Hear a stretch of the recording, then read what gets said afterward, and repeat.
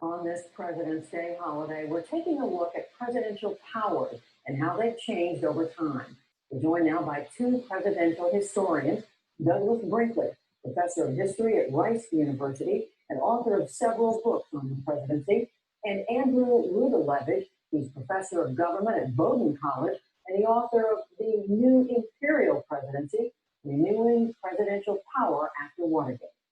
And welcome to both of you. Andrew Rudalevich, let me start with you. How much more powerful is the American presidency today than it was either in the earliest days of this country or even 150 years ago? Well, infinitely more powerful than at the time of the Constitutional Convention. If you think of the very title president, that comes from the word presider. There was no idea, I think, that the president would be the name decider. George W. Bush styles himself. The real growth is in the 20th and now the 21st century. You have the great expansiveness of the scope and size of government. Most of that's in the executive branch, and so the president has much more means, many more staff, many more people to help him carry out his preferences. And you also have, over time, the delegation of great amounts of power to the president by Congress, including things that are specifically delegated to the Congress by the Constitution, trade power, for example. In other areas, presidents have sort of pushed hard to try to take over the war power, for example, and Congress on the whole has been pretty supine about that. So it's a great growth of power in fits and starts, but certainly compared to the founding, a much more powerful office than was anticipated. And Douglas Brinkley, is this mainly because presidents have been grabbing for more power, or is it because Congress had ceded it, or is it a combination? Combination. I mean, I think it's important to think about when Abraham Lincoln suspended habeas corpus in 1861. He had a very good reason to. The Civil War, you have the emancipation of slaves under Lincoln. And Theodore Roosevelt's really the beginning of this. It used to be called the Executive Mansion. He named it the White House. And from 1901 to 1909, TR used a lot of executive orders, some like going into Panama in 1903 without Congress. He went to the Grand Canyon and said, save it. Congress didn't want it as a national park. There was zinc, asbestos, and copper there, and so he declared it a national monument.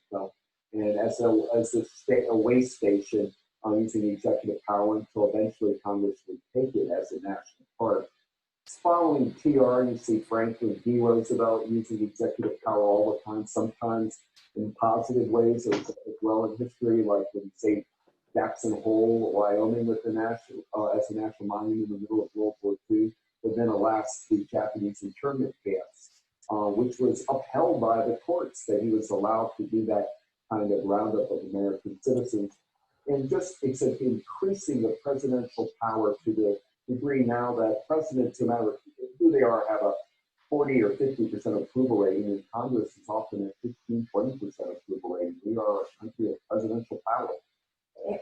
Andrew Rudalevich, is it that the American people have watched this happen over time, that it just felt, okay, this is just inevitable. It's just we're going to have a more powerful presidency? Well, there are good and bad reasons for a powerful presidency. The government, the role of the United States, much bigger in the world and domestically than they had been prior to the 20th century. So you have, some questions of executive efficiency. It's not always terrible when Congress delegates power to the president. On the other hand, especially since I would say the 1960s, changes in nominating procedures mean there's a lot more focus on the individual. Presidents have to promise a lot more individually, and then they are under pressure to live up to those promises. The gap between the... Hi, everyone. I'm going to make sure I move my microphone back from my speaker.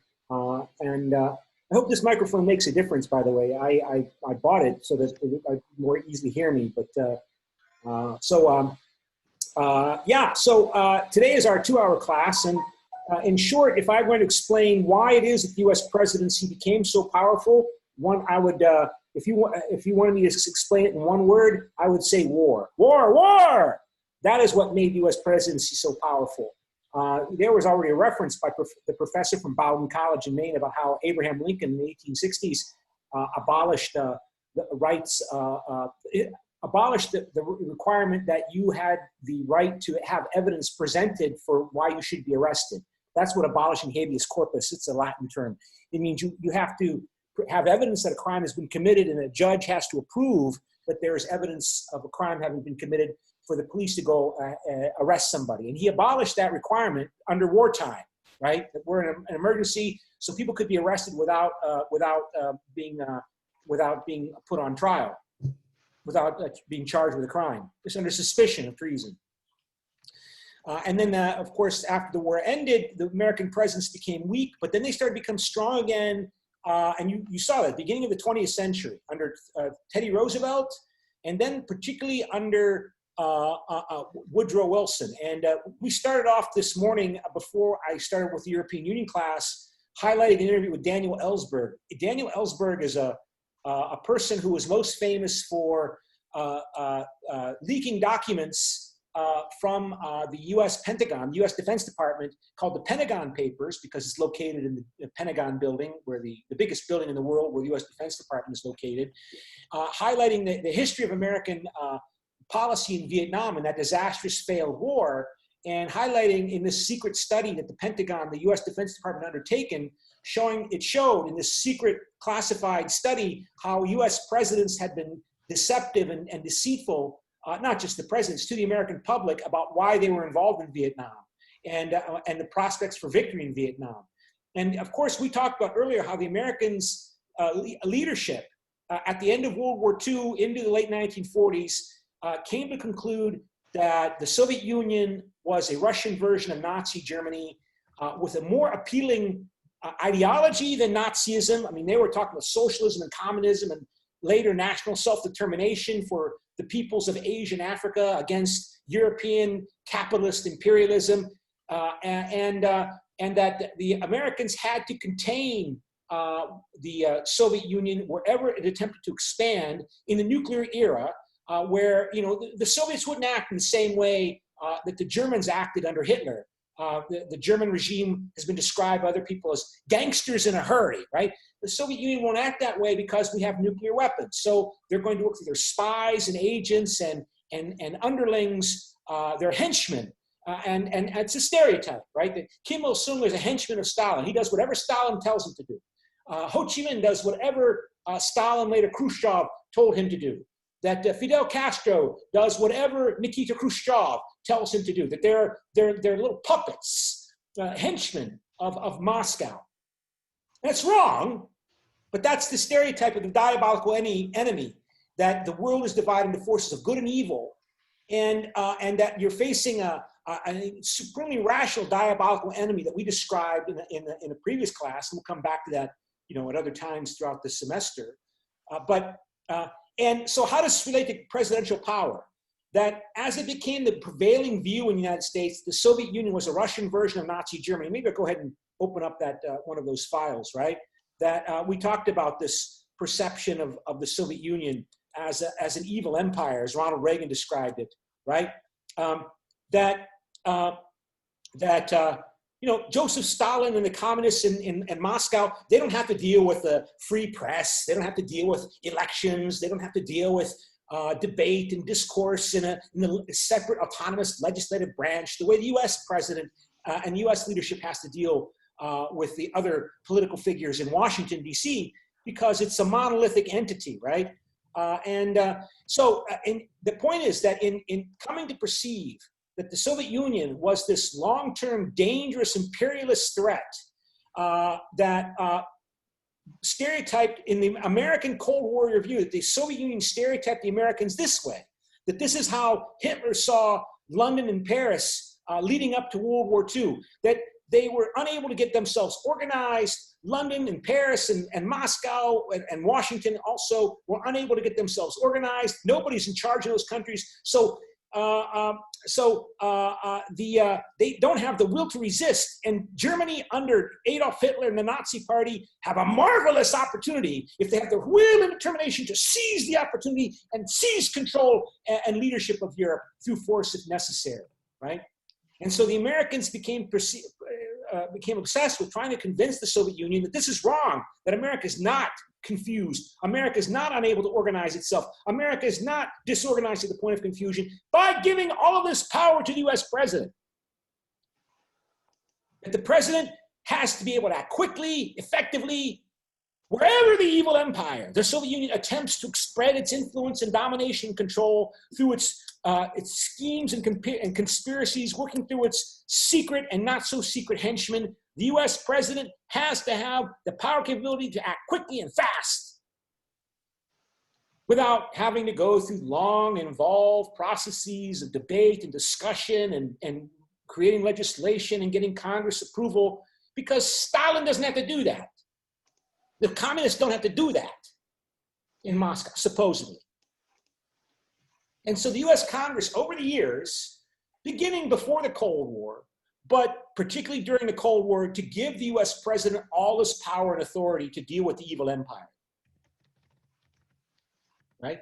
And then the evil empire collapsed, or the Soviet Union collapsed, and now Donald Trump has gotten all of that power. He's inherited it. And the Congress can't take it back easily, because the president typically doesn't want to give up power. Rare are the individuals who want to give up the power that they have at their control. And so war, again, war explains why the US president became, basically when the US was founded, the idea, again, it wasn't really clear what the US system was going to look like, right? The idea was that the US president would be a presider. It was highlighted in that comment, right? That the US president, if I open up Wikipedia here, again, before I forget, we need to go to our attendance, because I always forget to do attendance. So let's go to attendance for the American Foreign Policy class. Click on week 5 and add and smart attendance and start attendance. Go! Your lottery number is 207. So please input 207 to indicate your attendance. Okay, and so I guess I'll just say it again, 207. And then I'll move away from this page. I don't think I want to stay here. We want to continue on. War explains how the US president, not only war, but predominantly war, both World War I and then of course World War II, and then especially the Cold War, strengthened the modern presidency. And when the, let me see if I can, I closed Wikipedia, I shouldn't have done that. So if I go to Wikipedia here, when the US was founded, the model that was set up was for the U.S. president to be this person's job.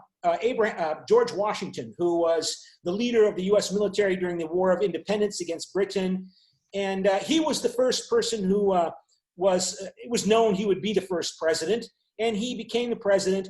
And the notion of what the president would do would be basically to preside.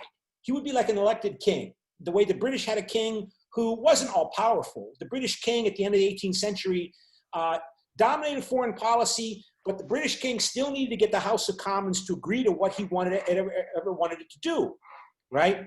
And at times of war, the British king, I think the last British king to actually lead the military into battle was George II, the father of George III, who was the British king during the American War for Independence.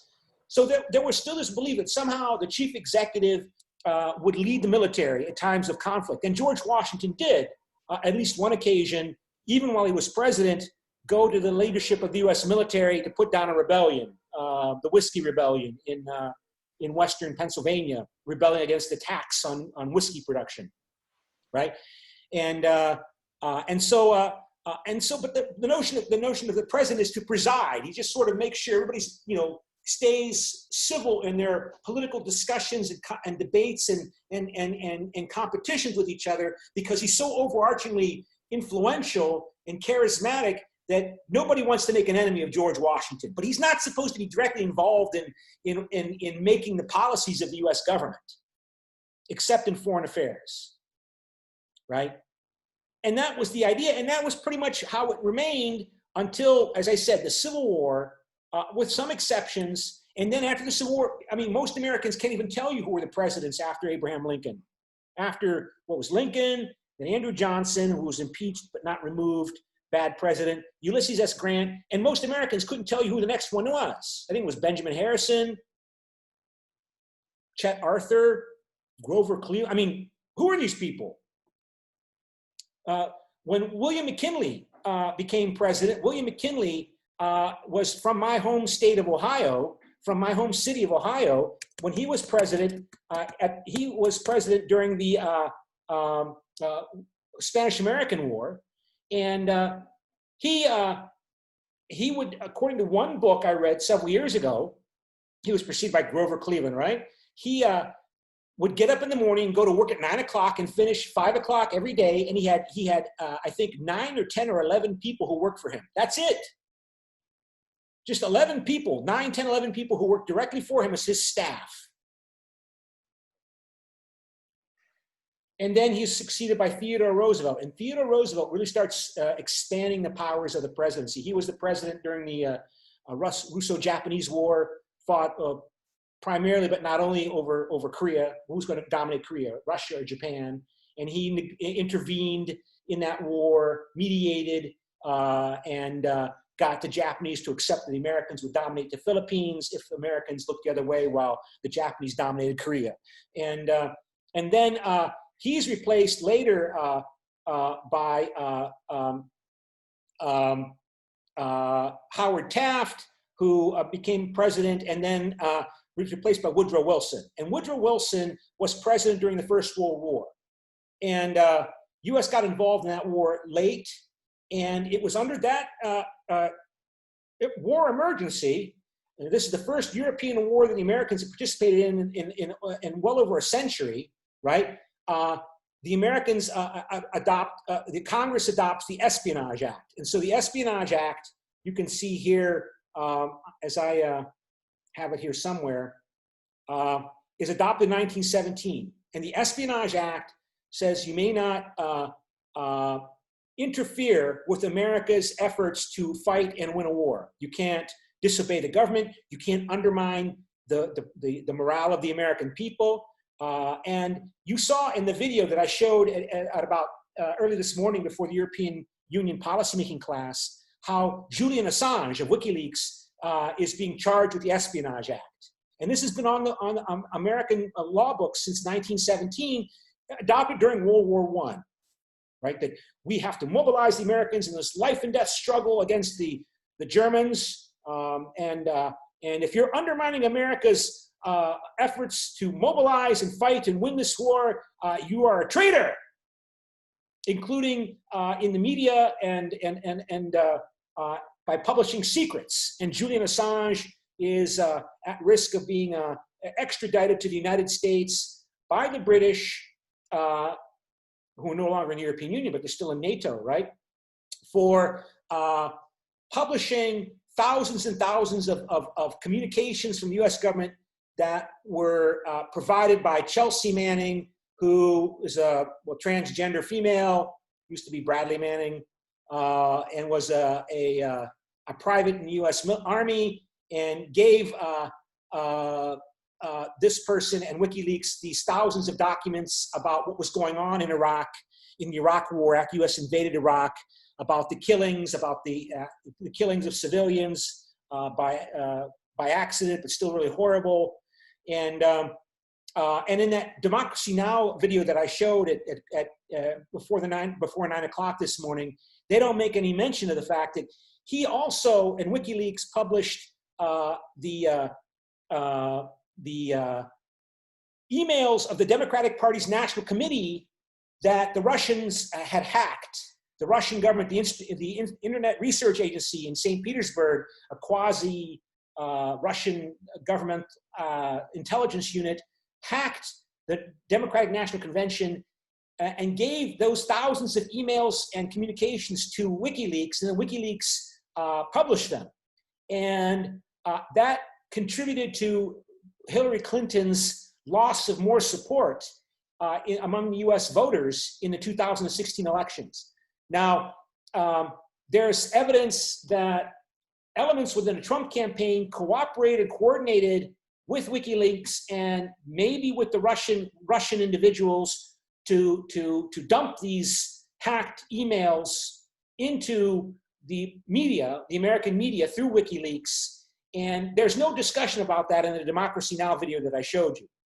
So Julian Assange is going to be, probably is going to be extradited by the British, I would bet, because Boris Johnson and the British are desperate for American assistance and cooperation to strengthen the economy now that Britain is leaving the Eurozone, the European Union, not the Eurozone, is leaving the European Union. And Boris Johnson will make that determination that Julian Assange should be extradited. I could be wrong, but we'll see. And what if Donald Trump is still in office? I don't know how he'll react, because, of course, he could make the argument, somebody will make the argument to him that Julian Assange gets some credit for him becoming president in 2016 by publishing those hacked Democratic Party emails that the Russians provided to help Donald Trump win the election. So anyway, but again, this goes back to the Espionage Act, that the Espionage Act was adopted during wartime. And so wartime explains why the US central government, particularly the presidency, has become more and more powerful. And this became controversial with the disaster of the Vietnam War, that the US president under Johnson and then later under Nixon fought the Vietnam War without victory. And as the war continued on and on and on, the ability of the US president to act autonomously in foreign policy and in deploying the US military to fight wars, apparently without waiting for the Congress to provide agreement, became a source of criticism in the so-called imperial presidency. The imperial presidency is how this was described. The US president has become too powerful.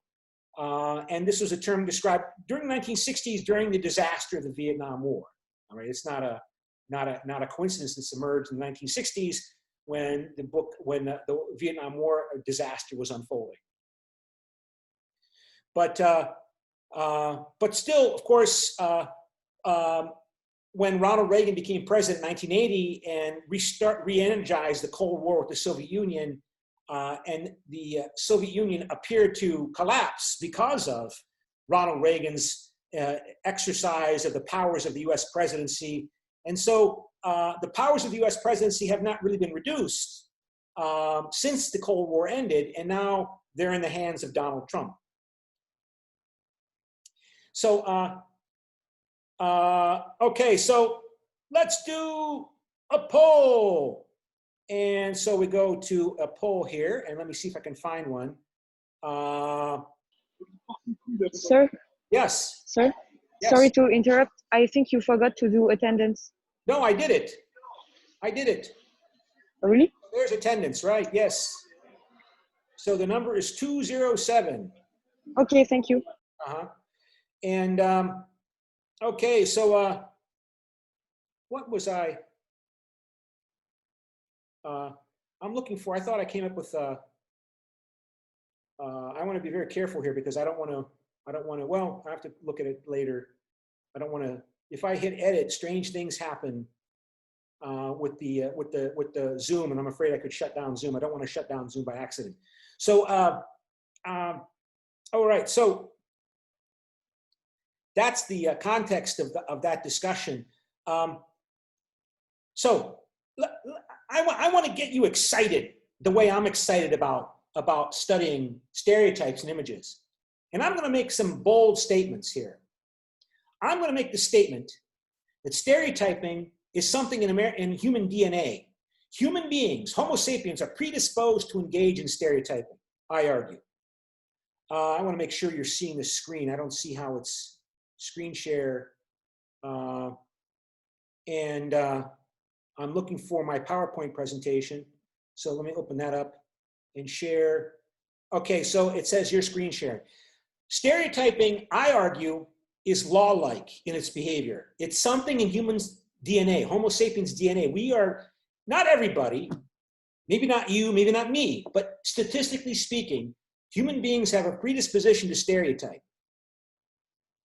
to simplify their understanding of the reality around them in terms of how they understand what is happening from relevant actors that people think are an issue with regard to their well-being, however their well-being is understood, physical, material, status, economic well-being.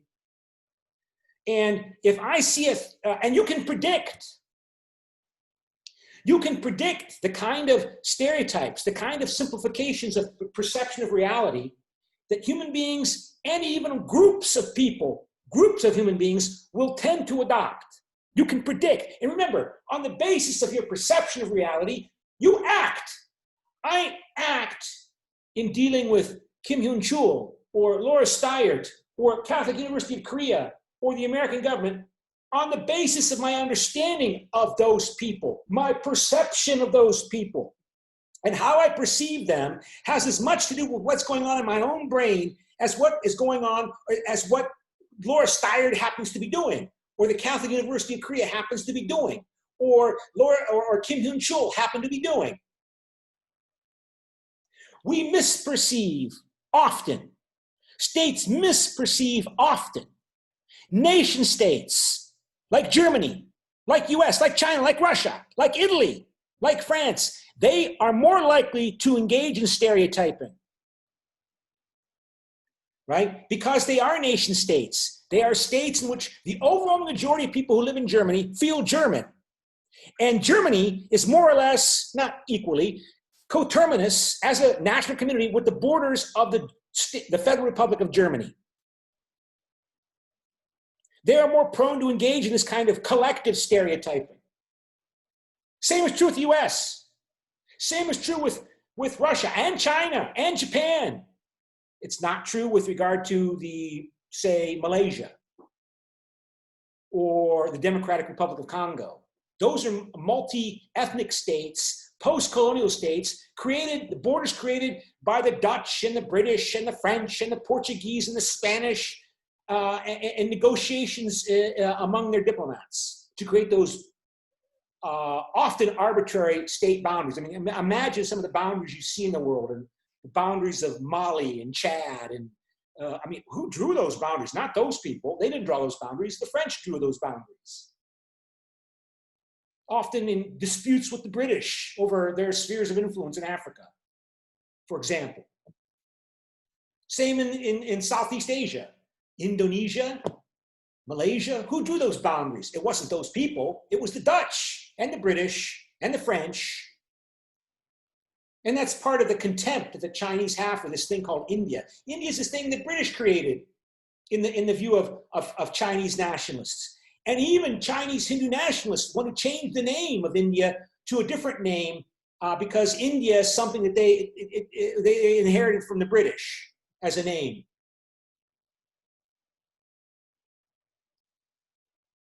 I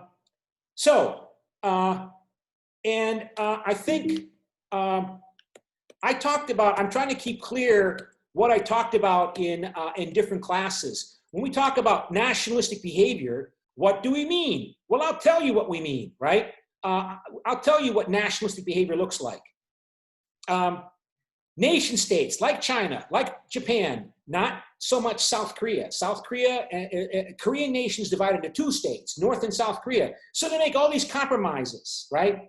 I mean, the South Korean government doesn't even have full control over its own military. The South Korean military is still in crisis times under the command of a US general. That's not, nation states don't allow that, right? Because of the unique imperialistic history of intervention in Korea creating this boundary between North and South Korea. It wasn't created by the Koreans, it was created by the Chinese and the Americans and the Russians, right? So what is nationalist behavior? When we say Americans or Germans or Chinese or Russians or French or Germans, not necessarily Belgians, because Belgium is also not a nation state. It's not a nation state, it's a multi-ethnic state, right? A nationalist is an individual who sees him or herself as a member of a large group of people who constitute a community that is entitled to independent statehood and is willing to grant that community a primary and the primary terminal loyalty. Yeah, I mean, in the Soviet Union, you had people that were loyal to the Soviet Union, but you had more people that were more intensely loyal to Russia and Lithuania and Latvia and Estonia than they were to the Soviet Union. Or in Yugoslavia. You had some people that were primarily loyal to Yugoslavia, but you had a lot more people more intensely loyal to Serbia, Croatia. A nation state, a state in which the overwhelming majority of citizens show their self-identification with the territorial community within the state through favoring it more above any other group or community. America is different from Russia and China because it's an immigrant society, but because it's an immigrant society, people chose to go there. People chose to go to America and were dispersed around America. For the most part, it's a nation state not based on ethnicity, right? Who is Polish? A Polish person is somebody who is Catholic and speaks Polish.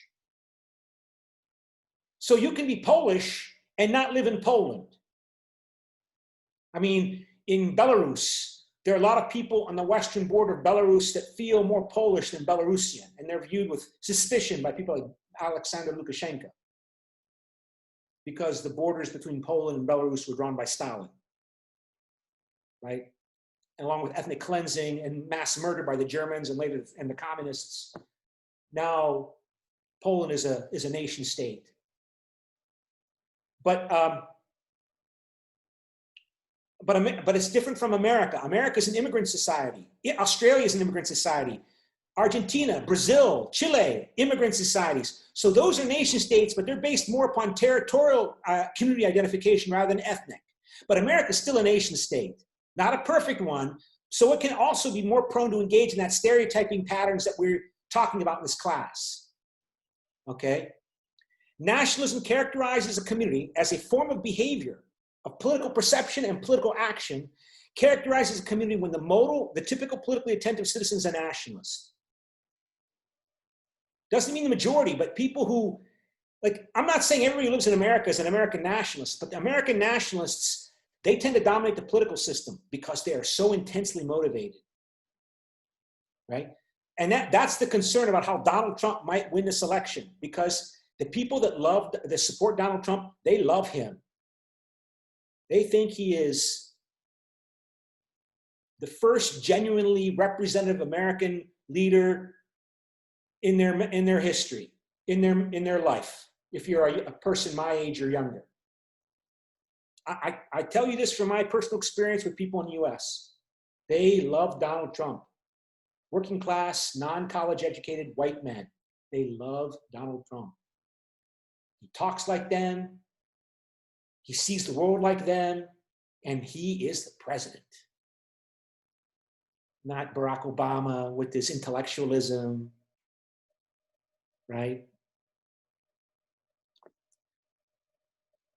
So a community acts nationalistically when the number two is true with regard to that particular community. So, and so this is taken from my professor's book on nationalism,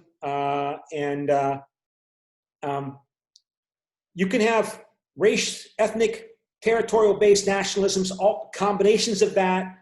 But of course, America is a diverse society, but for the most part, the typical American understands somebody is an American if they were born in America. So if you're Catholic, Protestant, Black, white, Hispanic, if you were born there, they tend to assume you're an American. That's not the case in Poland, for example. When I was in Poland, or Bulgaria, I was in Bulgaria for 15 years. Bulgarians, Turkish people who are born in Bulgaria and speak Turkish and are Muslim are not considered Bulgarians. They live in Bulgaria. Their families may have been there for centuries, but they're not Bulgarians. They're Turks living in Bulgaria. Because ethnic and sectarian community identities tend to be stronger in Europe. Supposedly, Switzerland is an example of territorial-based community nationalism being predominant in Europe, and it's about the only one in Europe, Switzerland. So supposedly, Swiss, French Swiss, German Swiss, Italian Swiss are intensely Swiss nationalists. If Germany ever invaded Switzerland, German Swiss would supposedly shoot on them, that they would kill them.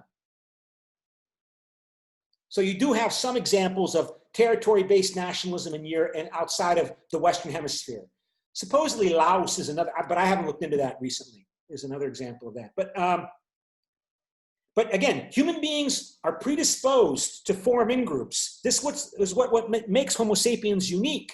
And in nation states, with regard to Donald Trump, in nation states, if they are ruled by governments that the people themselves put in power, not by the Soviet army, the way the Polish communist government was put in power by the Soviet military.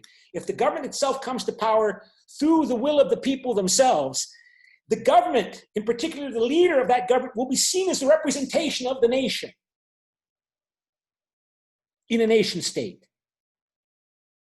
So Donald Trump is not just the leader of the executive branch of the US government, he's the leader of America.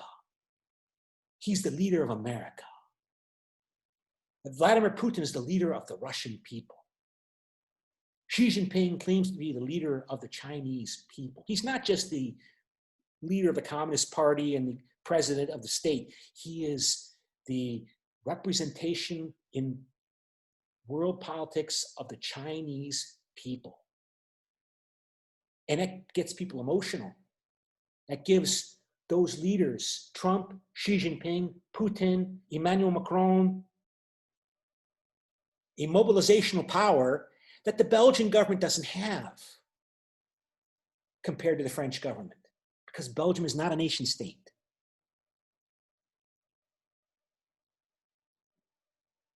But, yeah, they got a power advantage, a mobilizational advantage, but they also have a disadvantage in that nation states are more likely to go collectively crazy. They're more likely to collectively stereotype, to see diabolical enemies or disgusting degeneracy around them that provide a marvelous opportunity for the Nazi-led German people to finally seize control in Europe under Adolf Hitler.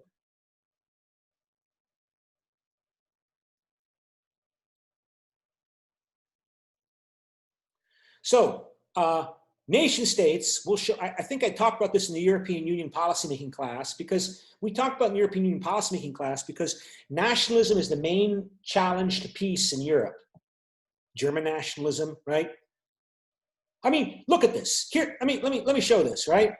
This is, not that one, another one here.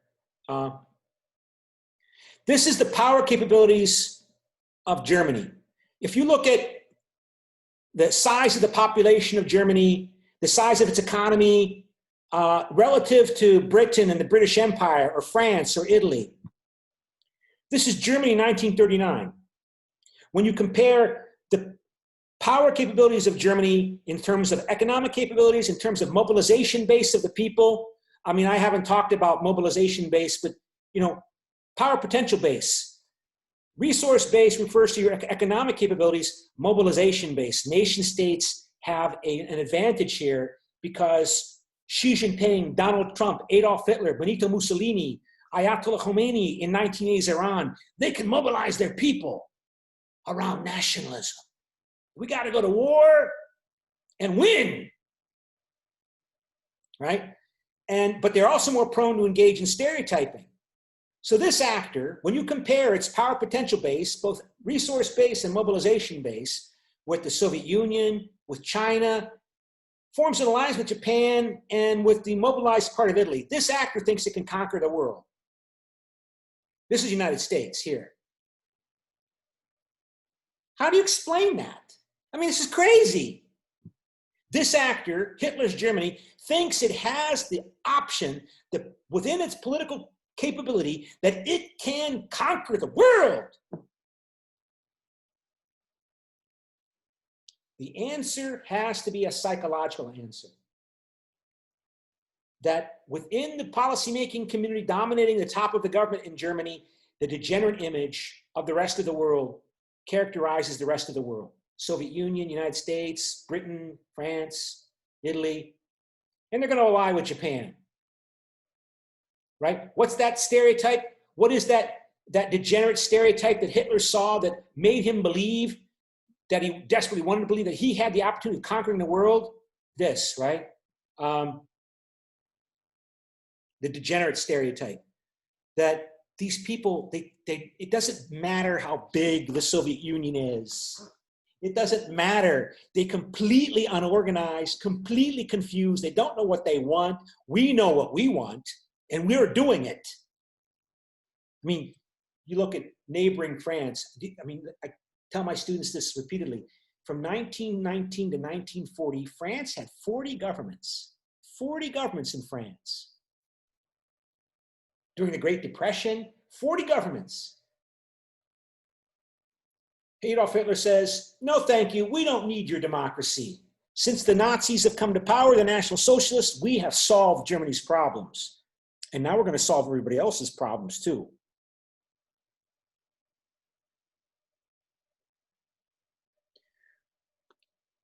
So a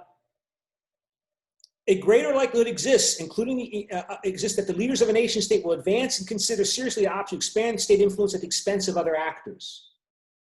I mean, because people love their nation and their nation is represented by the state in the form of its government, if the government expands its power and influence, people who are Chinese are going to feel more proud, generally speaking, or Americans are going to feel proud. But the Soviet Union, that was not a nation state. Only half the population of the Soviet Union was Russian. Right?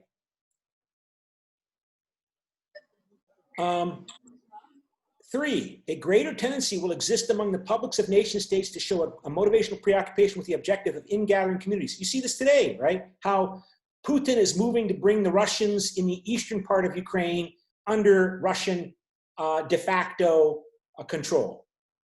Crimea, right? That's got to be part of Ukraine from, that's got to be part of Russia, sorry, Crimea.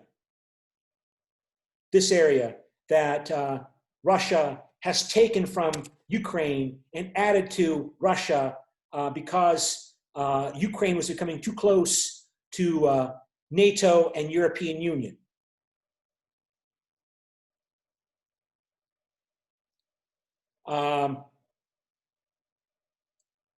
Ingathering of communities. The people in nation states will display a greater concern with maintaining face and dignity for China in the form of respect for the Chinese state representatives, the Chinese government, the Chinese military, and they will show a greater willingness to take action to rectify what they consider to be a humiliation for the nation in the form of the state as represented by the government. If you humiliate Russia, Russia will respond and will devote resources to doing it.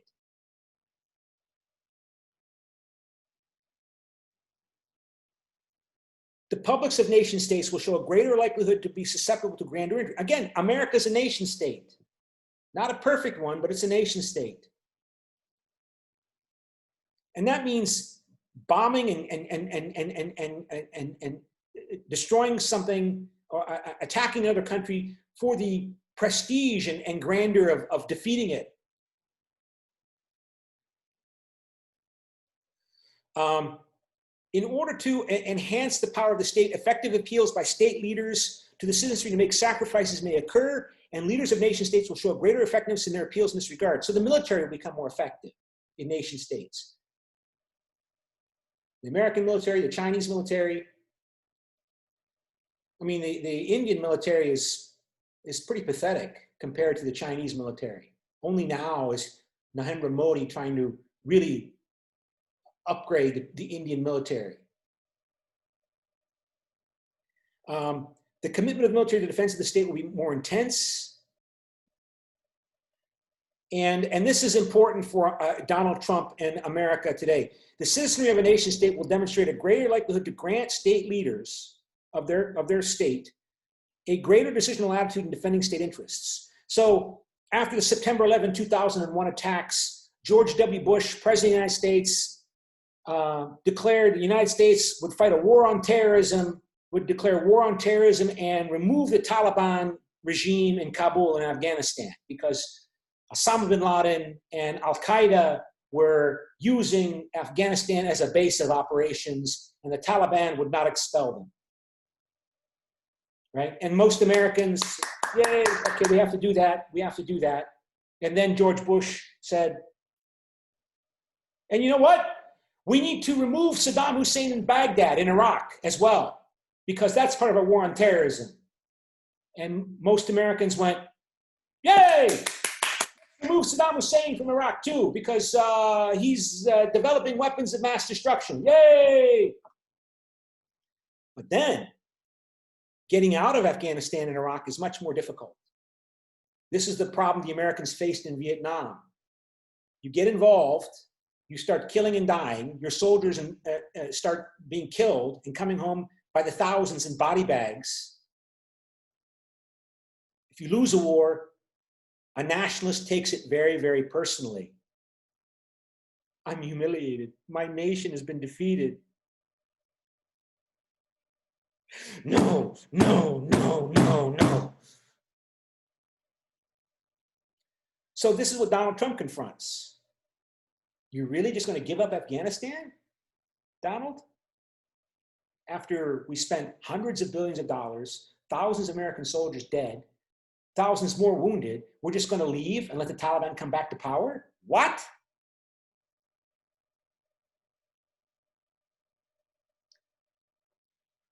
So the leaders of nations, like it's going to be very difficult. I don't see how any Russian leader can give up Crimea. Despite European Union sanctions on Russia, American sanctions, they're not going to give it up. They can't. Politically, it's not possible unless you conquer Russia. The way they conquered Germany during World War II.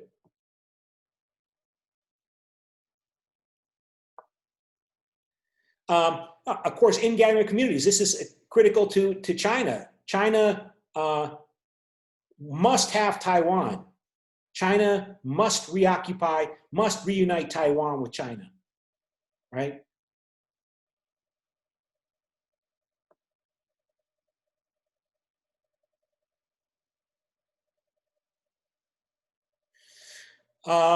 Okay, so we're going to come back and talk about nationalism, but this is relevant to the discussion of Donald Trump and the US president, the powers of the US president, because America is a nation state that saw itself as under threat from a diabolical enemy, that the Soviet Union was going to try to do what Adolf Hitler and Germany failed to do, but having much better capabilities and possibilities to do this because of the destruction of the world in World War II and the rise of the Soviet Union in defeating the Germans. So, so before we forget, so this is the debate topic. So we have a debate on Friday between Laura and Kim Hyun-chul on this topic. The South Koreans, after the election in 5 weeks, the US president's control over US foreign policy will remain the same. If Donald Trump is reelected, his defenders say if he doesn't have to worry about getting reelected, he will be able to pull America out of Afghanistan and Iraq because he doesn't have to worry about getting reelected.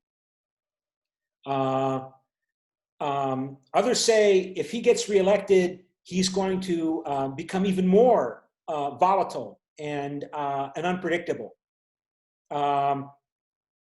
If Joe Biden is elected instead of Donald Trump, and Donald Trump leaves office, it's not clear that he is willing to leave office. Will we go back to the extent of dominance of US foreign policy that Barack Obama had when he was president from 2008 until 2016?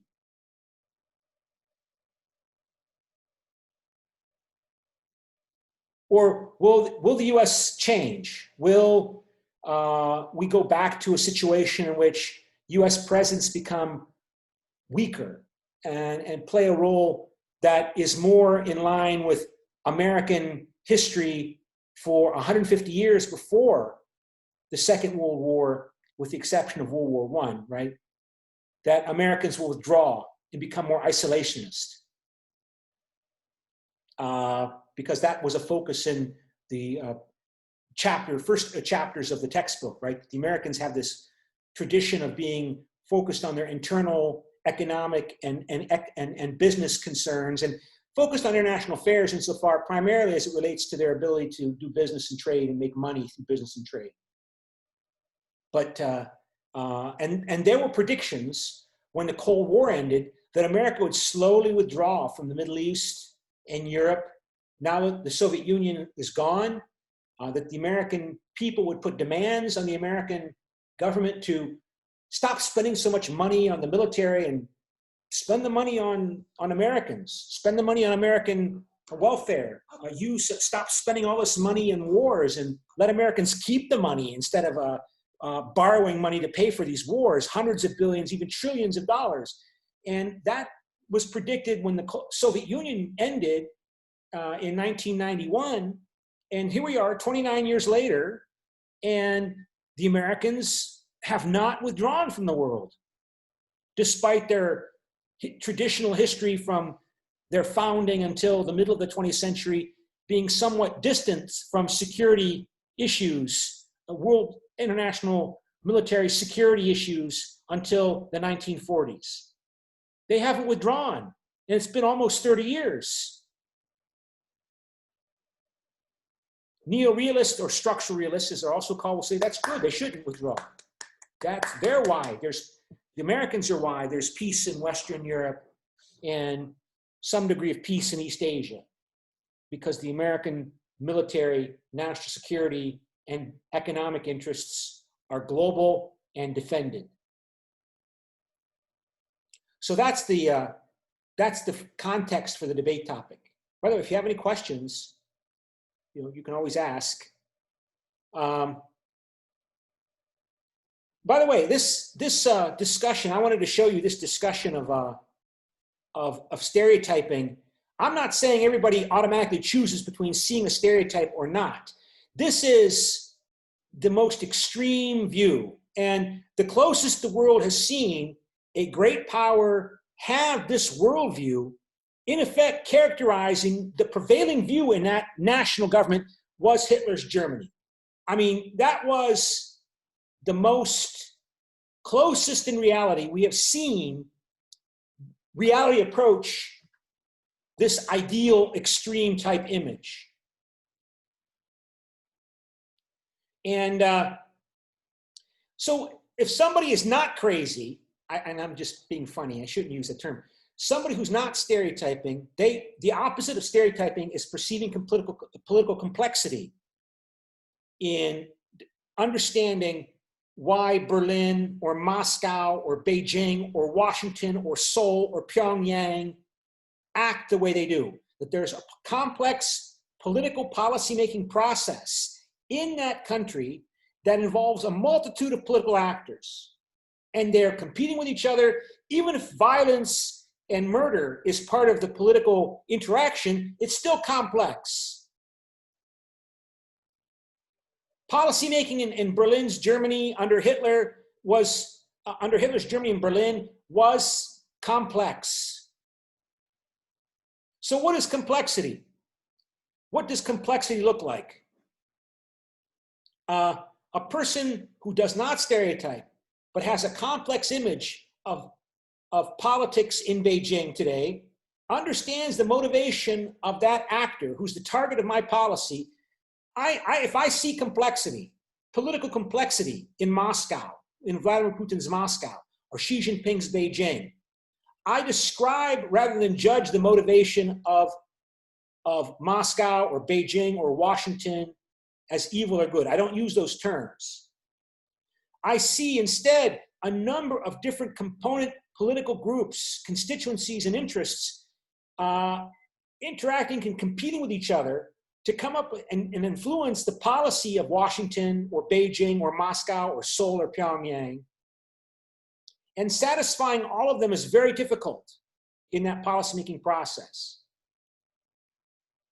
The leadership of Russia under Putin, or the leadership of China, provides, or the leadership of the United States, provides some coordination of a large number of competing functional organizations, the Defense Department, the State Department, different government agencies, interest groups, pressuring, lobbying, the Congress and its role, decisional style of that government is incremental. The government has a foreign policy that it may have inherited involving lots and lots of people and groups and organizations and agencies who have vested their interests in developing and implementing those policies. And they're political actors. And a leader builds upon what already exists and is attempting to modify and change in a very difficult political process the thrust or direction of those interests that are already in play, right? I mean, keep in mind, we call Donald Trump the president of the United States, or Vladimir Putin the president of Russia, or Xi Jinping is the president of China. When Donald Trump gets up in the morning and his phone rings, and he is dealing with a series of crises through the course of the day. He's not thinking about structural realism and constructivism and liberalism, and he's not thinking about containment, and he's thinking about, somebody called me on the phone and there was a crisis that, it turns out that the American ally Saudi Arabia is opening negotiations with Iran. Oh, I have to act, I have to respond to that. Donald Trump or a minister in a government or an ambassador leading an embassy of any country wakes up in the morning and deals with, throughout the whole day, a series of crises. Crises regarding immediate demands to address some problem involving some aspect of an organization or people in that organization that's already existing and already functioning. And that person, that ambassador, that minister, that president has to respond to make that crisis be addressed and go away, and then deal with the next crisis, and the next crisis, and the next crisis that often has nothing to do with foreign policy. If you're a president, he's got lots of problems to worry about. Domestically, domestic politics, elections. And they're not thinking about, globalization and, and the rise of emerging hegemons and the decline of declining. I mean, those people who do that are professors. If you like those big questions and want to consider those big issues, become a college professor. Policymakers, people who work in government agencies, when you get a job, if you get a job in a government agency or any organization, your job is not to think big thoughts. That's not what you're paid for. You're paid to do your job, and your job is defined by your bureaucratic position in a bigger part of a big organization, or it could be a small organization, but if it's a big organization and you do your job, that what your boss asks you to do, and you do it by the deadline that your boss gives you, and that's it. You may have a lot of things to do, but they're detail focused. So that's why we say that policymaking is incremental. And I'm concerned that if Donald Trump is really, through his actions domestically in America, is really encouraging polarization and conflict in America among American people. He's not even committing to a peaceful transfer of power if he loses the election in 6 weeks. He's already claiming if he loses, it's because it was stolen from him. It was rigged. It was corruption. I mean, military people in America, college professors, former government officials are already planning or thinking about scenarios where Donald Trump attempts to keep power even if he doesn't win the election. There are over 330 million weapons in the United States. There are more guns in America than there are Americans.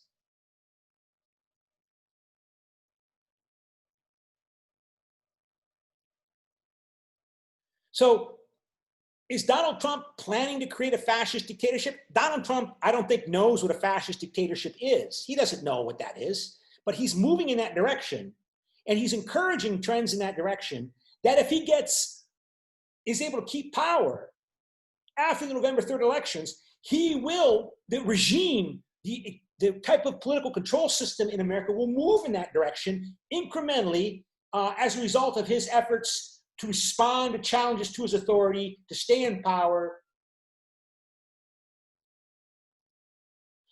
Like I said, Mussolini came to power in Italy in 1922. The regime that was in power in 1922 under Mussolini was different from the regime that finally collapsed in the early 1940s in Italy in 1943, well, until the end of World War II. Mussolini's regime changed in its nature over that time. Not because Mussolini planned to change it, he was responding to political challenges in an incremental, immediate way, both domestic and international, that produced that regime.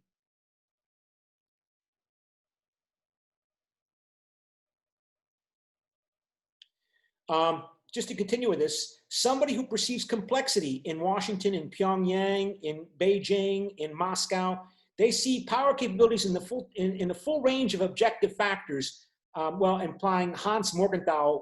Hans Morgenthau, we talked a bit about him briefly. We showed that video clip of him. He came up with a theory of power, which is probably his biggest contribution, most valuable contribution to international relations, a theory of power. And my professor, when he was alive, he developed that further in this book, this little booklet, which I used to assign to my students when I taught Introduction to International Relations Theory here. This is that booklet. It's a short booklet. It's a theory. It's a development of Hans Morgenthau's theory of power in a way that's more operationalized, a way you can try to measure it. Right. This is where that diagram is taken from here on page 9 of this booklet. And see, yes. Okay, so I thought got some strange feedback there. Mute yourself. Oh, well, you're going to have to. You have a question? Nope. If not, okay, I'll continue. So,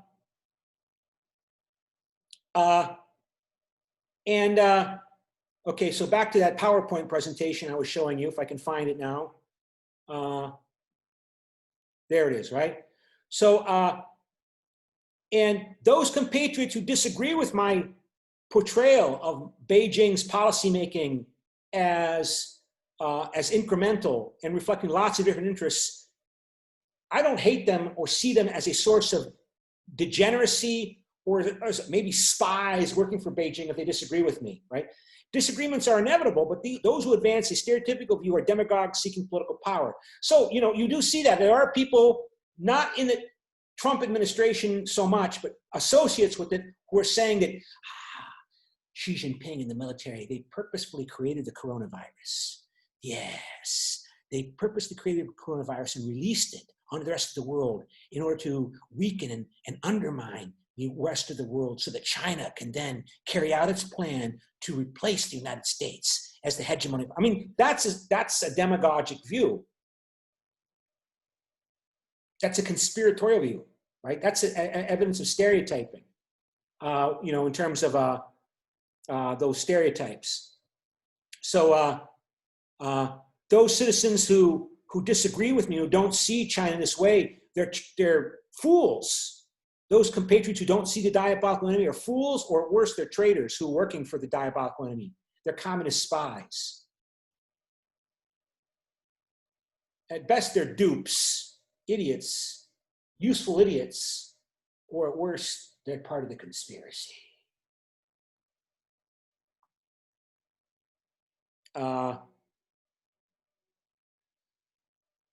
Hitler saw people who disagree with his understanding of Britain and France as they have themselves become degenerate, right? Citizens who disagree with me, they are themselves degenerate. And they must be cut out like a disease that has infected Germany. They must be sterilized. So, look, in terms of mobilization base, you know, and I want to get to the notes about presidential power later. I showed you this diagram, mobilization base, right? This depends upon how the leaders of the country control the population. We are all controlled by the leaders of our communities, by the authorities in our communities. The authorities control us. How do they control us? And how they control us is a regime. A regime is the relationship, is a characterization of the relationship between the public and the authorities. And as I look for a portrayal of regimes here, well, let's just go to something I've already written here, if I can find it, of all these files that I have opened up.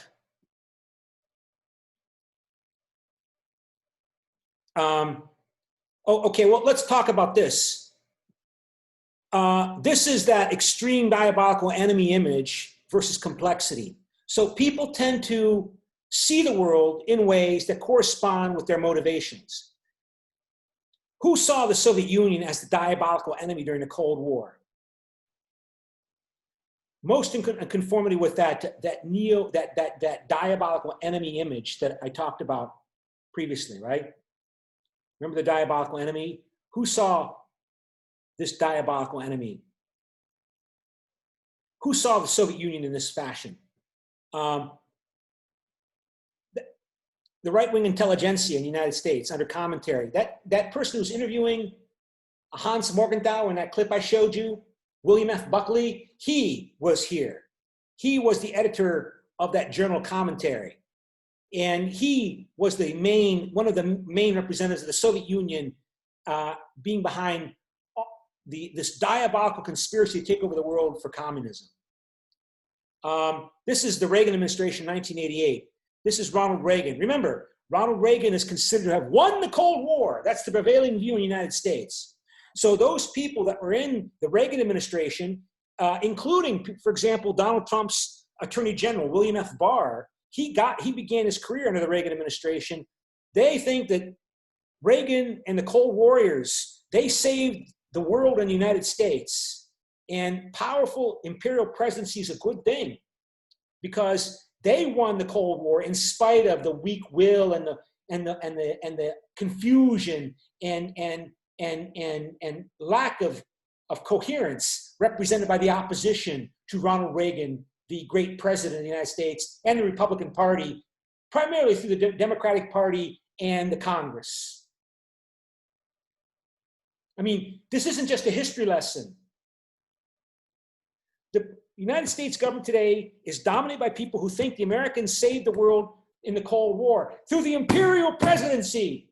A strong president saved the world, not the Congress, not the Democratic Party, the Republican Party under Richard Nixon and Ronald Reagan. And they want to defend that imperial presidency under Donald Trump because it was in spite of the Congress, in spite of Jimmy Carter, in spite of the Democrats, that they saved America and the world from communism. At great cost to themselves. Richard Nixon had to resign from office because he was going to be impeached and found guilty.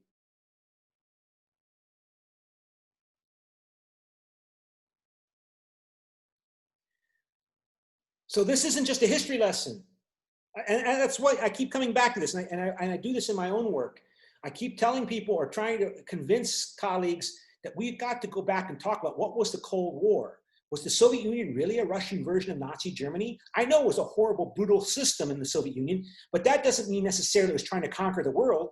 Just because it was abusive to its own people doesn't mean the Soviet Union was interested in trying to conquer the world for communism, the way the Nazi Germany was trying to conquer the world for Germany.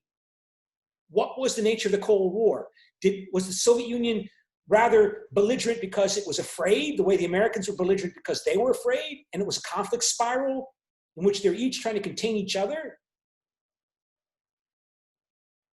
mean, how to explain how Mikhail Gorbachev came to power and just basically gave up? The Americans say, well, he understood that we had the will and determination to resist. The Soviet Union gave up because they knew they could not win thanks to Ronald Reagan.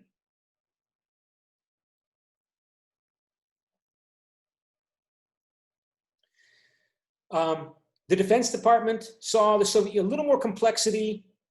The modal public, the typical people who paid attention to politics, they tended to see the Soviet Union as having some degree of complexity. Keep in mind, at the same time, even though these people are saying the Soviet Union is trying to conquer the world, the Americans are selling millions of tons of grain to the Soviet Union from American farmers, wheat and corn, to feed the Soviet people, so that the Soviet Union leadership could provide better diet, meat, to their people.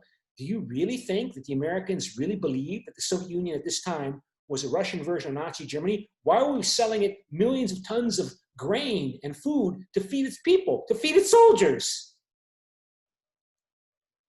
But the rhetoric of the Cold War had become institutionalized. People became familiar with it. There were people in the media and the business sector and elsewhere who were using it all the time, even until, even political scientists. Everybody was surprised when the Soviet Union collapsed. Most political scientists did not predict that. Way to go, political scientists. CIA and the State Department saw a little more complexity in Soviet behavior and Soviet policymaking. Corporate people, they wanted to sell more corn and more wheat and more goods to the Soviet Union to make even more money. So yeah, the Soviet Union is not that big of a problem, yeah, it's complicated. People tend to see a world that reflects what they want. If I want to make money, and I can see a lot of opportunities to make money by selling more things to Russia, Russia's not that big of a problem. Same is true today. People that want to make money with China, they're not going to buy into that notion that China is a diabolical enemy. But during times of crisis, nationalists will dominate the political system. They will override economic interests during times of crisis in a nation state. People that don't pay attention to politics, they tended to see the Soviet Union in more complex ways. Again, those people that wanted to sell more goods to Russia, the Soviet Union during the Cold War, they were telling us they're not really a big problem.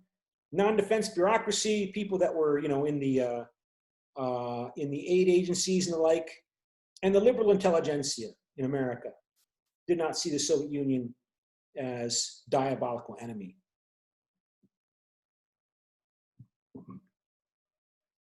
And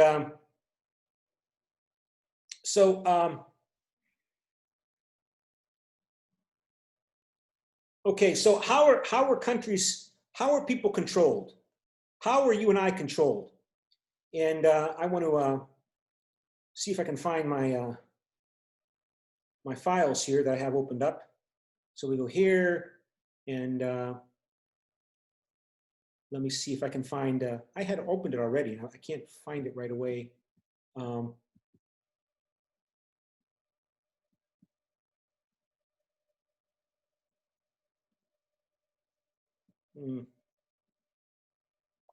Yeah, I have another file I wanted to show you, and I'm trying to find it without damaging the Zoom broadcast. Okay, yeah, here's something that I got published recently, and I just want to show you the discussion of regimes.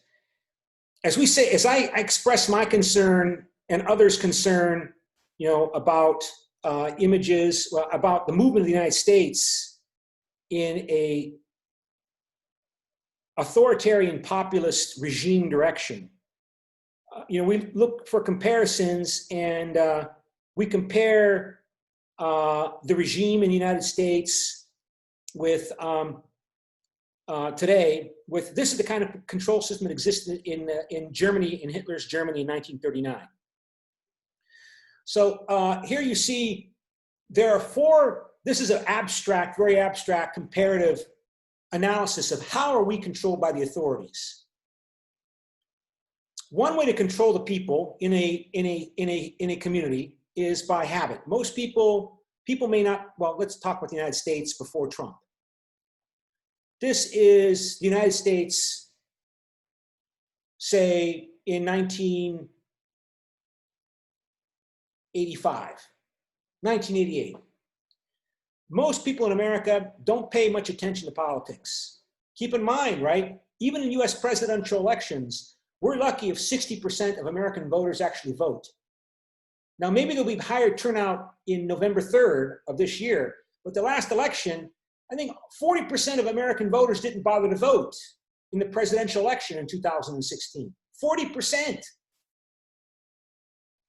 Right? If I can check on that. What was the percent US presidential election?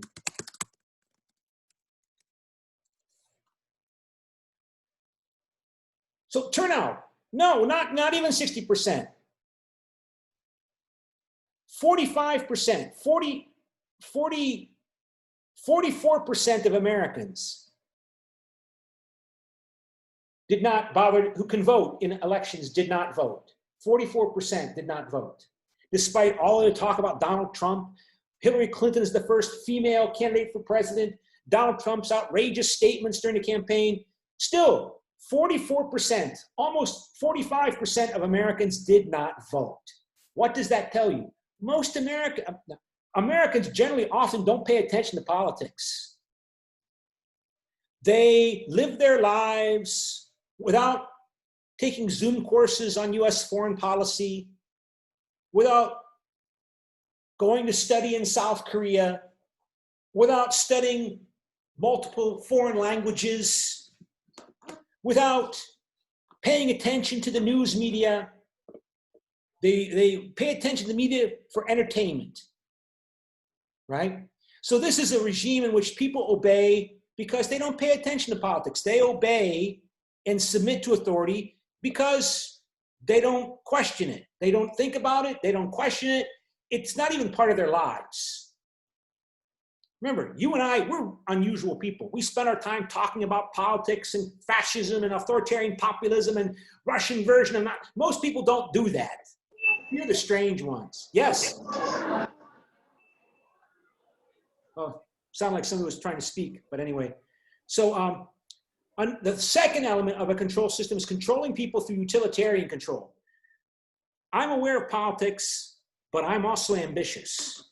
And so I'm not going to cause too many problems because I want to go to Washington, D.C. and get a good job in the U.S. government, or maybe get a college degree and get a good job with Google, Alphabet, or Facebook. And I'm not going to do bad things. I'm not going to use drugs. I'm not going to protest. I'm not going to Black Lives Matter because I'm focused upon my utilitarian, economic, and participation interests. I obey the rules.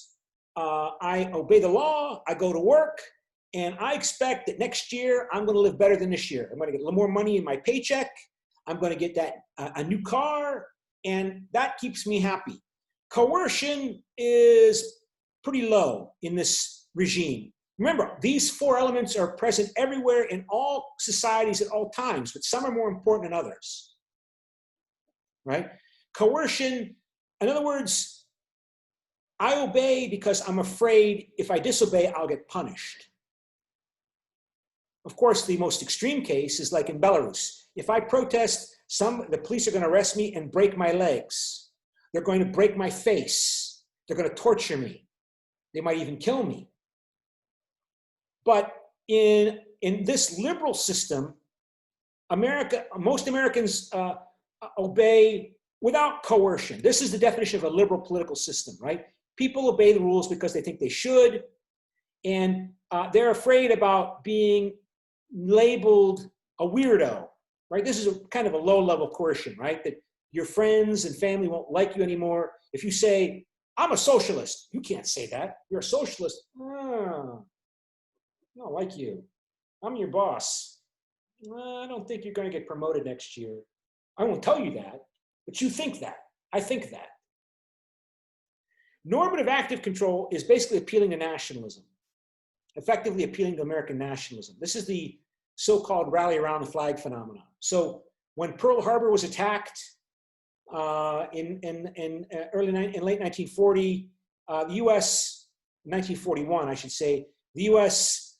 president was able to rally the Americans around the flag, rally around the flag phenomenon. The U.S. president becomes a living symbol of the American nation state.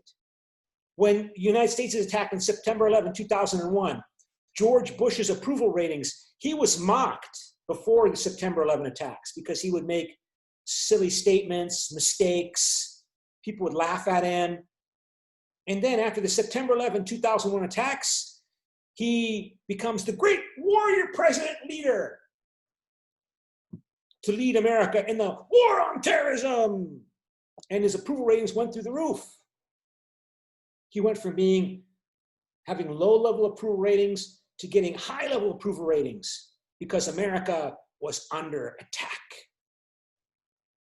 This is the so-called rally around the flag phenomenon. This is a happy country. This is a liberal society, a modern version of a traditional society. And so in this society, it's not polarized, right? Most people don't think about politics very much. And a minority of the population intensely love the regime and its leaders, and a minority of the population intensely hate the regime and its leaders. Most people, they feel in the middle. In other words, they don't think about politics. This is a happy country. What kind of regime existed? And this is what I'm concerned that we're moving towards the United States. I'm not saying it's going to be achieved, but this is what the regime that existed in Hitler's Germany in 1939, before the war started. Hitler was loved, actively loved by the majority of the German people. If he had bothered to have an election, he would have won in a landslide. There were spontaneous demonstrations of love for Hitler and the Fuhrer and the Nazi regime by the hundreds of thousands of people in Germany. But there was a large minority of people that hated and despised this regime for its coarse nationalist appeals, its lowbrow, stupid, romantic appeals to romantic images of German fantasy, historical fantasy. Intellectuals, minorities, Jews, gypsies, liberals, communists, they hated this regime, and they were controlled through coercion. People who questioned the regime, they lived in fear, terror. So that's why we call this kind of regime authoritarian populist. It's populist because the majority of the people love it. But there's a large minority of people that hate and fear the leaders and the regime. And they hate and fear the people that support the regime. This is this kind of society. This is Hitler's regime in 1939. The majority of people love the regime. There's a large minority that hate the regime. And these people hate and despise each other. These people see these people as degenerate, disgusting parasites. These people tend to stereotype these people as troglodytes. You see this happen emerging in the United States. These people think Trump supporters are idiots. These people view these people as degenerate scum. They want LGBTQ rights and gay rights and the right to get married and they hate and despise each other. This is a polarized society. And these people are controlled through fear, terror.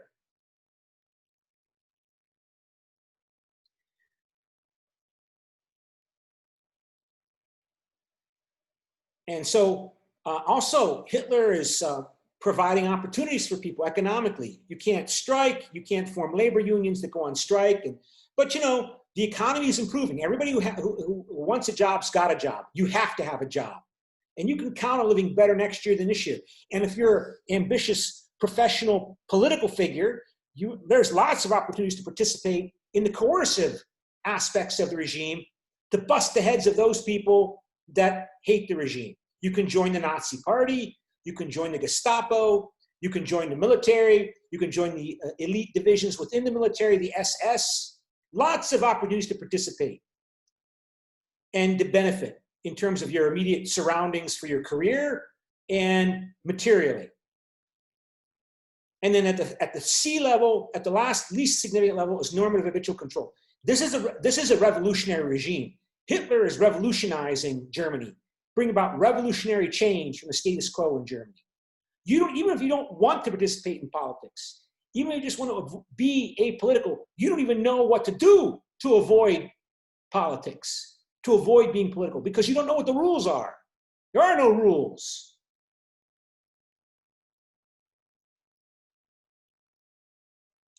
So this kind of regime is predisposed to be belligerent and aggressive international behavior. Because to keep this kind of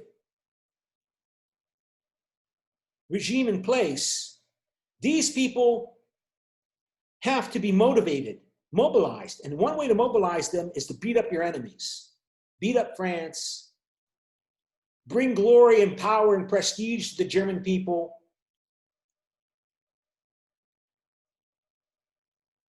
You know, people are making sacrifices, right? Lots of money is being spent on the military in Hitler's Germany. That money could be used to, you know, provide consumer goods for people. But no, that money is being diverted to build up military and the infrastructure to support the military. And then they'll go to war and people start dying. So if your people start dying, they better win. Your army better win. I mean, you know, that's a point to keep in mind. When Germany attacked France in 1940, like 1/3 of German armor was lost, was destroyed in that combat. They took a lot of casualties. There was a high casualty rate in the German military, even though the French resistance collapsed pretty quickly. And if you're a German mother who loses her son in the war against France, at least she can say, but my boy, yeah. What's that? I can't quite hear you very clearly. Okay, and then of course you have this large minority of the population that hates this regime, and they have to be terrorized and controlled by these people. So this is my concern. The U.S. is moving in this direction. I think in this paper, I argued that this is also Khomeini's Iran under Ayatollah Khomeini in 1980, after the Islamic Revolution in Iran that overthrew the Shah, who was a CIA agent. The CIA put in power in 1953. He left in 78, 79, and Khomeini, an authoritarian populist, came to power, and Iran moved in this direction.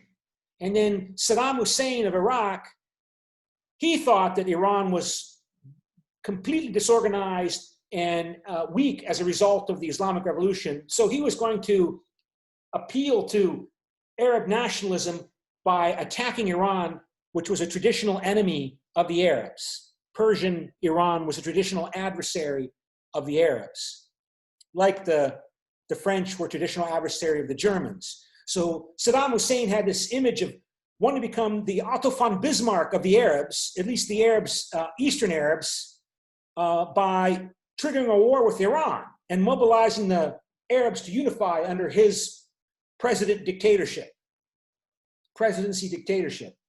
And he was wrong.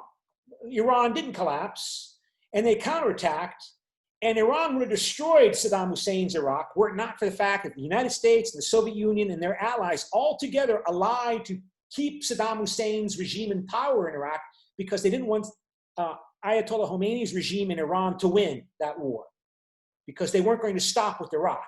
They're going to sweep throughout the Middle East and go into Israel. And Israel had nuclear weapons. So the Americans, the Soviets, they all supplied Saddam Hussein from 1980 until the end of the war in the late 1980s to keep Iran from winning. And, you know, millions of Iranians left Iran. They hated that Islamic regime.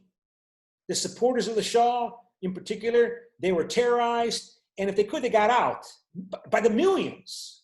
A lot of them went to live in the United States, in Los Angeles, in California, right?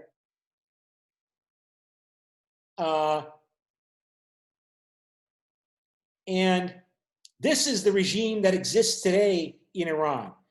About a quarter of the population loves the Islamic Republic.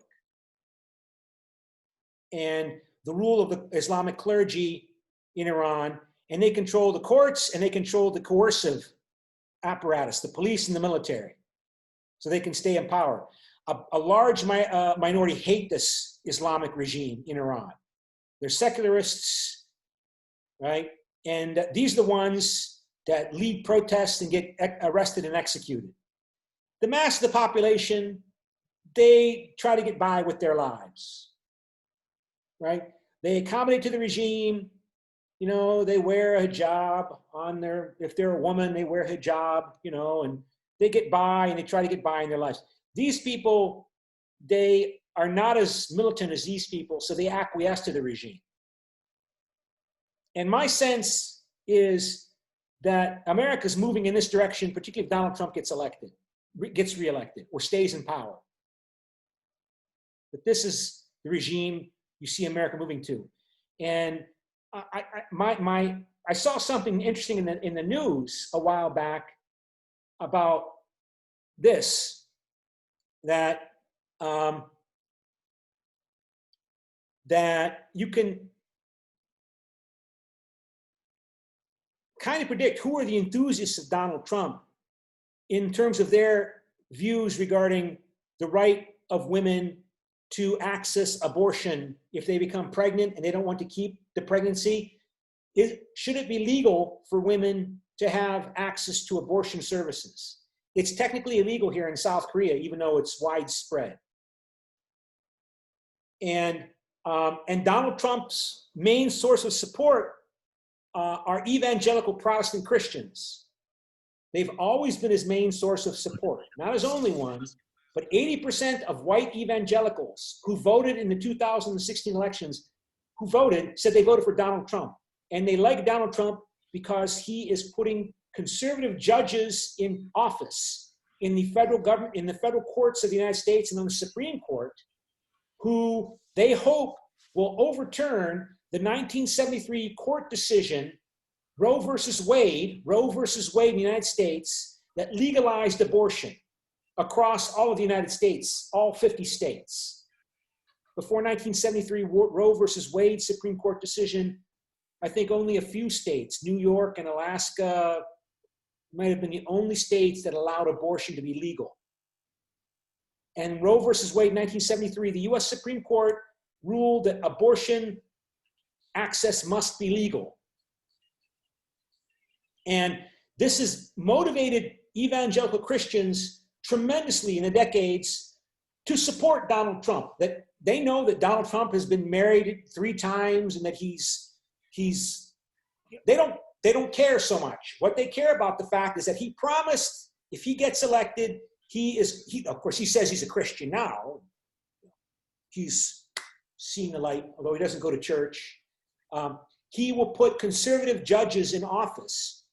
And the number of voters who insist that candidates agree with them on the issue of abortion has remained stable since 2012. About 26% of Republicans say a candidate must share their views on abortion to get their vote. So for them, 26% of people who say they're Republicans say they decide how they vote in elections on whether or not they will keep abortion legal or illegal. And 27% of Democrats say the same, according to the polling conducted on whether or not abortion should be legal. So 27% of people who are Democrats say they determine how they vote primarily on whether or not the candidate will keep abortion legal or illegal. So those are one-issue voters. And I think that might correspond with that, that chart I showed you, that figure I showed you. here. Those Republicans who hate legal abortion, they think abortion is murdering babies. That's the way they talk. Abortion murders babies. Abortion murders babies. And they love Donald Trump's regime because he's following through on that. He has nominated 300 judges to the federal court system, and now he's nominated a new judge to replace someone who just died, Ruth Bader Ginsburg, who died a few days ago, with a female who, from her history, looks like she is going to be one of the justices that will vote to maybe overturn Roe versus Wade, the next chance the Supreme Court has, the next cases that it has, versus, you know, the people that hate Donald Trump, women's feminists, and the like. And the majority of the population, they're not so intensely motivated. They're concerned about the economy, the stock market. You know, they don't care so much about whether or not abortion is legal or not, particularly if they're, you know, a lot of men. They don't care, right? It's not an issue for them. But so this coercion element. So keep in mind, this kind of regime, these kinds of regime, to stay in power, they have to keep their enthusiastic supporters motivated, which means they have to do big things in international relations and foreign policy. They got to beat up their enemies. They got to threaten fire and fury. They've got to maybe kill somebody who's a high-level official in the Iranian regime. When Donald Trump at the beginning of this year killed the second most powerful figure in the Iranian regime, who was in Baghdad meeting with Shiite Arab leaders in Baghdad, claiming that they were preparing to carry out attacks on American military and diplomatic personnel in Iraq. A lot of people like that in America.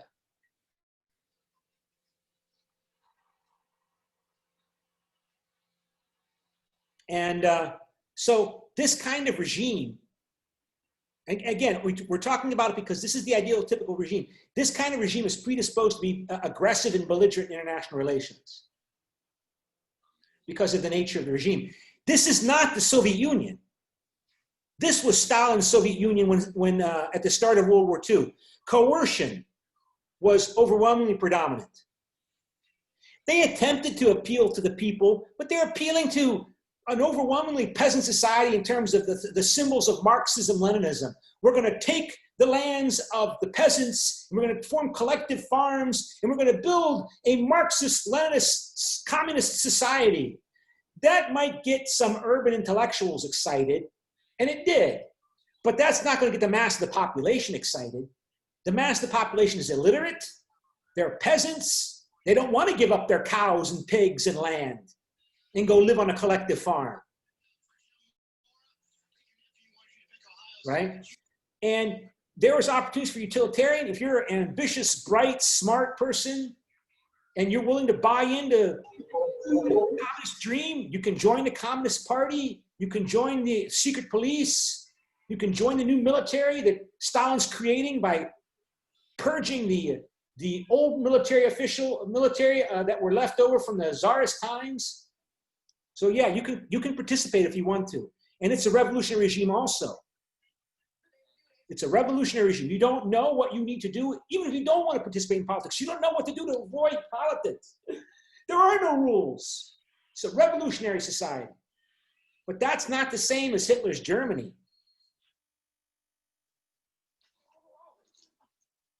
But the belief on American policymakers after World War II to this day was that the Soviet Union, no, the Soviet Union was like this.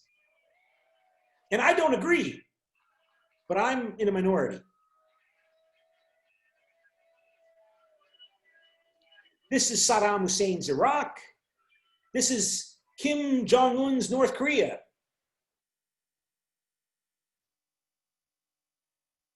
I don't think the North Korean regime is a fascist regime. It's more a mix of, it's more like Saddam Hussein's Iraq. It's a mix of medieval, traditional, and modern regime, relying primarily upon coercion to stay in power and the bureaucratic interests around the coercive apparatus. Which means that you don't have to worry so much about appeasing this regime. It's not it's more motivated by, so you might not agree with me, you might agree with me, but at least we know what we're disagreeing about. Moon Jae-in is criticized because he's supposedly appeasing North Korea in the view of right-wing critics of Moon Jae-in. In other words, they're saying that North Korea is more like this. Moon Jae-in's policy assumes that North Korea is more like this.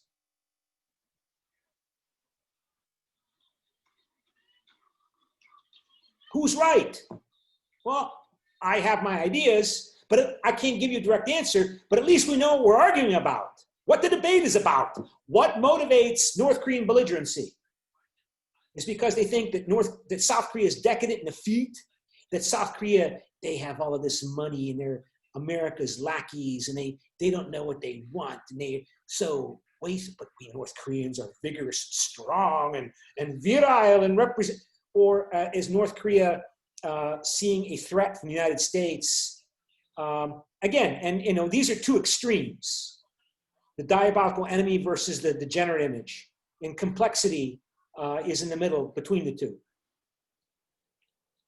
And different groups see different things in the target, and they argue and fight about who's right and who's wrong in Pyongyang regarding Seoul and Washington. So maybe at this point, we can go to the notes. Presidential power. So the US president is the most powerful individual in the world, and that's because of the Cold War and the legacy of the Cold War. Within the US, no other individual has a greater capacity to mobilize US power capabilities because America is a nation state, in part because America is a nation state. And American president is supposedly democratically, is chosen by the people in a legitimate way.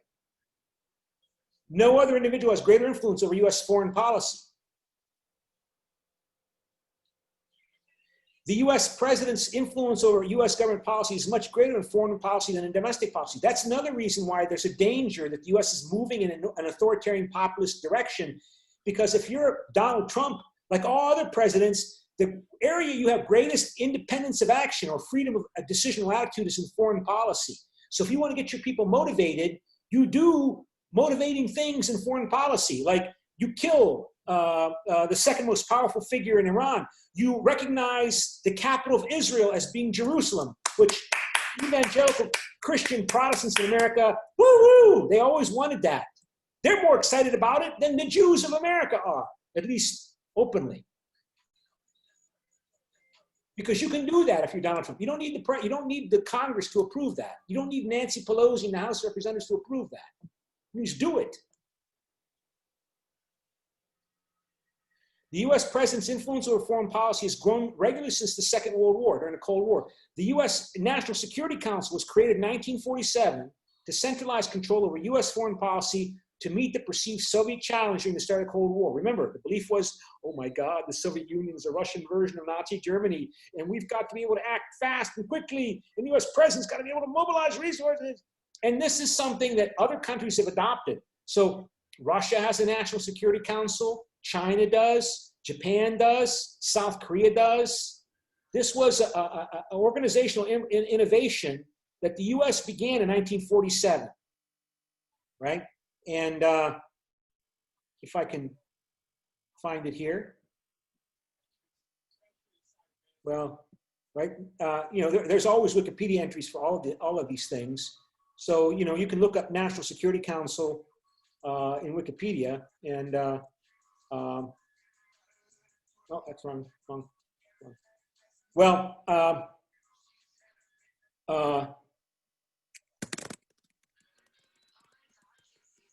right, so you can see all these countries that have national security councils. And the first one was the US 1947 National Security Council. And so we go to the United States, National Security Council, and it was created under Harry S. Truman, even before the Korean War started. And you can see the chairman is the president, and these are the other legal representatives. this has become a little less important under Donald Trump because Donald Trump likes to do whatever Donald Trump wants to do. But like, look at those countries that have adopted National Security Council model. All these countries. And it's a creature of the Cold War. And it replaced the US State Department, the US's foreign ministry, as the primary source of advice to the US president. And within the National Security Council, the military and the intelligence bureaucracies have become more prominent than the US State Department, the US foreign ministry. The president's national security advisor, as chairman of the National Security Council, has an office in the White House close to the president's main office. So when the president's there, of course, he chairs everything. When he's not there, the national security, the chairman, the national security advisor, chairs the National Security Council. This person is not approved by the US Senate.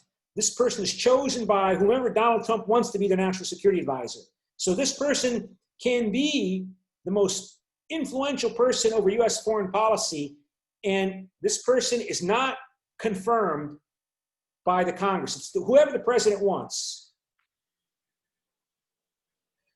US presidents, like leaders of other countries, use foreign policy to demonstrate their effectiveness, often in reaction to their disappointments in their political efforts in domestic policy. So, you know, Donald Trump is playing with describing China as a terrible threat, a danger, and that only he can meet the Chinese challenge, right? Not Joe Biden. He claims that if Joe Biden becomes president, China will, what did Donald Trump say? China will own Joe Biden in the United States. Being a head of state internationally carries with it unmatched prestige, which can help raise domestic support when the head of state travels abroad. Remember, America is a nation state.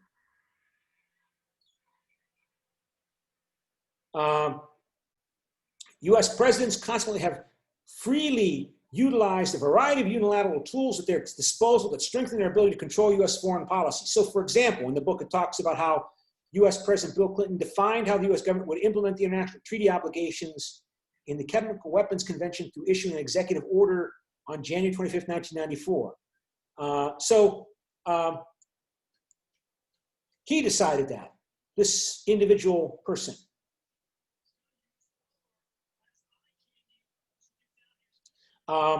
George W. Bush decided how America would invade Afghanistan.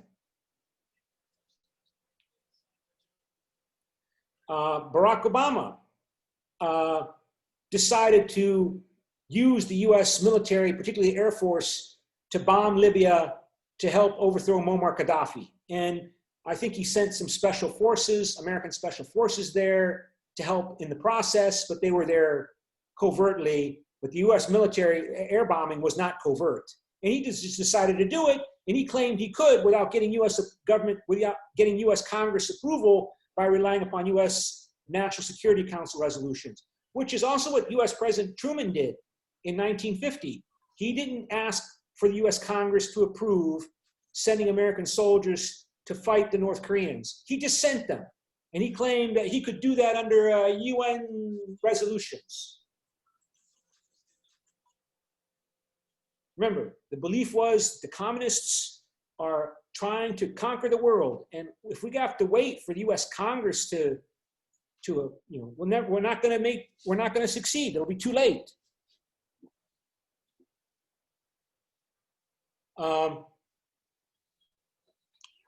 Again, this book was published a couple years ago, or a year ago. He notes President Trump authorized the use of the largest conventional bomb of the US artillery in Afghanistan. Of course, more recently, Donald Trump decided kill Suleiman, what was his name? Suleiman, the second most powerful figure in the Iranian government.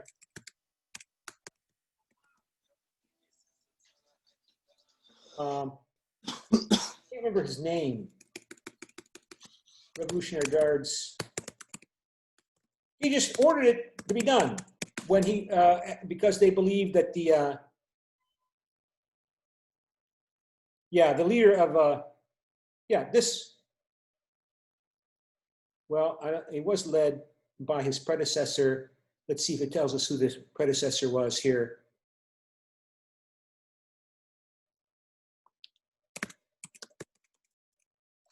Yeah, this person. He was the man that Donald Trump ordered killed with a drone strike. And he had been the leader of the Revolutionary Guards in Baghdad because they claimed that the Iranians were using their proxies in Iraq to attack American bases. And so he was killed by a US drone strike on January 3rd, 2020. And Donald Trump just did that. The second most powerful figure in the Iranian government after Ayatollah Khamenei.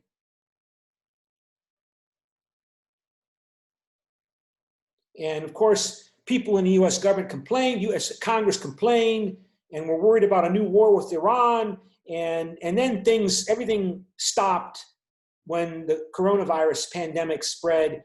It hit Iran first before it hit the United States. And we've sort of been frozen since then.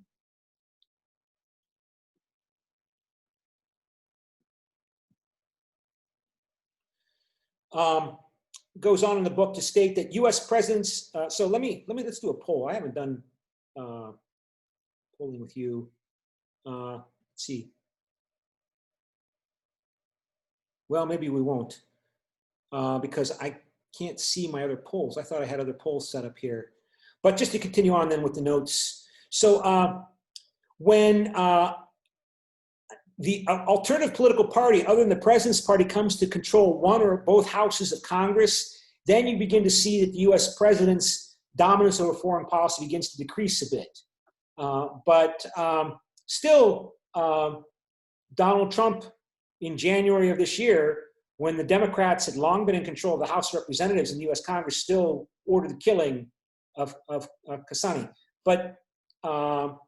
Soleimani, sorry.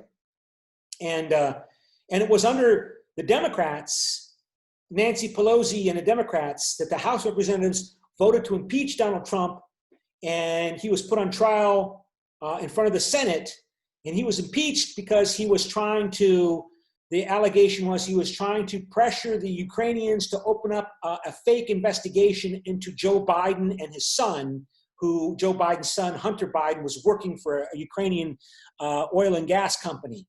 And that he pressured the president, Donald Trump, pressured the president of Ukraine to announce an investigation of Hunter Biden and Joe Biden to besmirch Joe Biden, because Donald Trump already knew that Joe Biden was going to be his main adversary in the current US presidential election in 2020.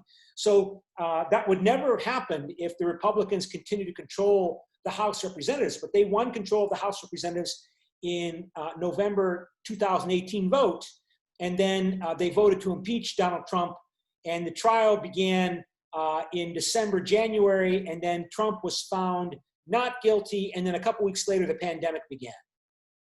Found not guilty in the Senate, where the Republicans still control the Senate.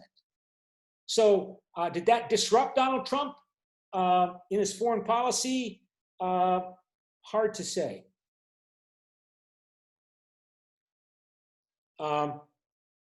Judicial branch can influence or impose limits. We're seeing more activity by the judicial branch to limit Donald Trump's foreign policy in terms of Donald Trump's policies on immigrants and asylum.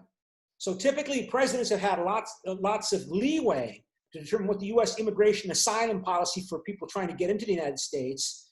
But he has adopted such far-reaching changes that the US court system has been intervening to block or slow down or obstruct him. Although still at times, the US courts have acquiesced to his restrictions. Okay, so I guess that's where we stop. It's 11:50. Anybody have any last questions? If not, I will end the meeting, And we will have class on Friday. We will have class on Friday. We will have the debate on Friday. And I will talk about what we're going to do next week, because we're supposed to start meeting face-to-face 1 time a week next week. And so it looks like half of you are going to meet on Friday with me face-to-face in class, and the other half will be on Zoom at the same time. I will be on Zoom from the classroom, not from, I'm in my office right now. I'll take my computer to the classroom. 9 of you will be in the classroom with me. The other 9 will be online. So it'll be just like this, except I'll be in a different room.